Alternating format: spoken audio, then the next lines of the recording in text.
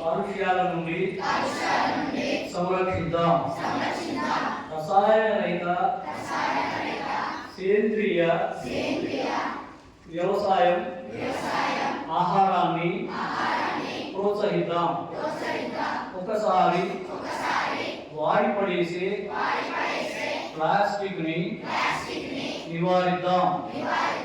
లోహ, steel, glass, గాజు, fibre, మట్టి, పింగాణి మరియు కాటన్ బట్టలు, జనుము వస్తువులను వాడుదాం. చెట్లను పెంచుదాం, వాటిని సంరక్షిద్దాం. పక్షులకు నీటి తొట్టెలను అమర్చి వాటిని కాపాడుకుందాం.